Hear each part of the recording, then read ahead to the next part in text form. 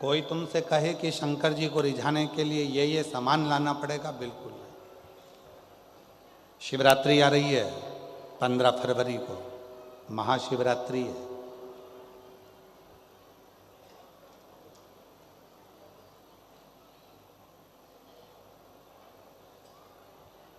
कितना भी विशाल रोग है शरीर में, कितना भी,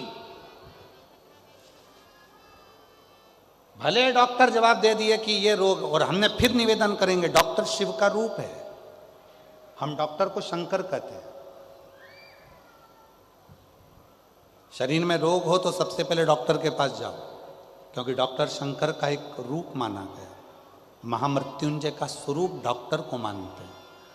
वो जांच का बोले जांच कराओ, दवाइयाँ का बोले दवाइयाँ खाओ, फिर भी अगर दवाई ना लगे तो महाशिवरात्रि जो 15 फरवरी को आ रही है, एक बेर, बेर को क्या बोलते हैं तुम्हारे डबरा में, बेर बोर क्या बोलते हैं, जम के तो बोलो, वो खाने वाला बेर बोलते ना। एक बेर शिव जी के शिवलिंग पर 2 सेकंड के लिए उसको शिवलिंग पर चढ़ा दीजिए, पंचाक्षर मंत्र का जाप करिए नमः शिवाय, या षडाक्षर मंत्र का जाप करिए ओम नमः शिवाय, या श्री शिवाय नमस्तुभ्यम का जाप करिए, बाबा को प्रार्थना करिए। बाबा, सुना है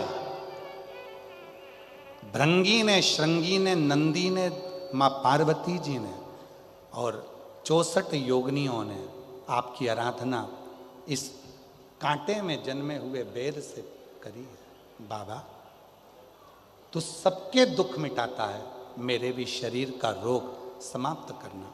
बेर चढ़ा के उसी बेर को प्रदोष काल के समय पर, शाम के समय पर थोड़ा सा उसको खाना, और बन सके तो पूरा खा लेना, गुठली फेंक देना, नहीं खाते बने तो थोड़ा सा खाना। 15 दिन 20 दिन बाद वापिस डॉक्टर से कहकर जांच करवाना, जो रोग था धीरे धीरे समाप्ति की ओर आना प्रारंभ हो। एक बेर में वो बल होता है, एक बेर में वो फल होता है, वो बल होता है कि महाशिवरात्रि के दिन उस बेर की इतनी महत्वता हो जाती है, इतनी महत्व।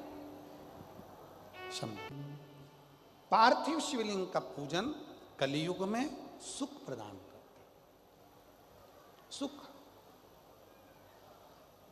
चर्म रोग हो गया, चमड़ी सफेद पड़ने लगी, शरीर में चिट्टे पड़ने लगे, पूरा शरीर बेकार होने लगा, या परिवार में कहीं ना कहीं किसी ना किसी रूप में कोई आपका धन लेकर चले गया, धन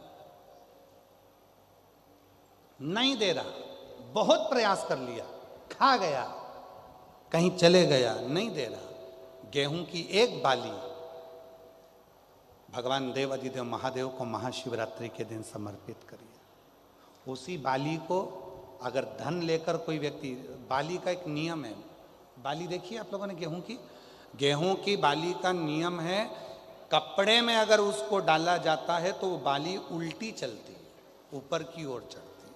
उसी तरह जो शिवजी पे बाली चढ़ाई जाती है, उसी बाली को लेकर घर के मेन दरवाजे पर, मुख्य दरवाजे पर अंदर जहां हम प्रवेश करते हैं, उस पर कहीं पर भी उसको रख दीजिए।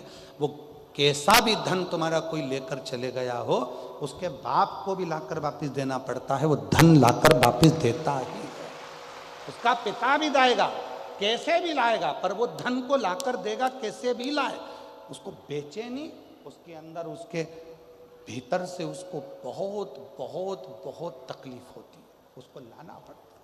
वो बाली वापिस खींच कर ले आता है, उसके पिता को भी लाकर देना।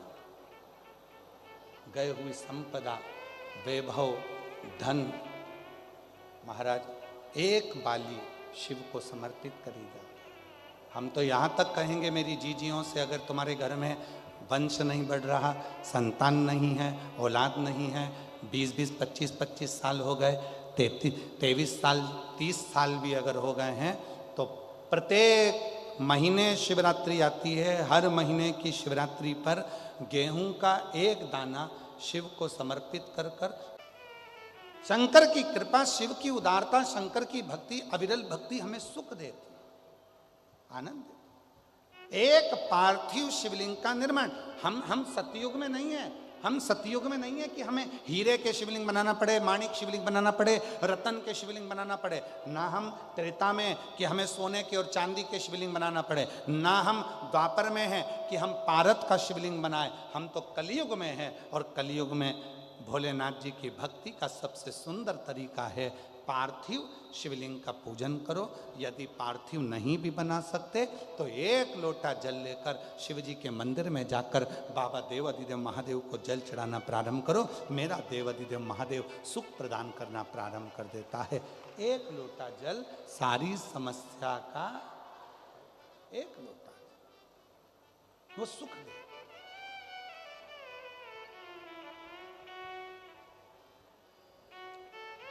इसलिए शिव महापुराण की कथा कहती है। हमारे बीच में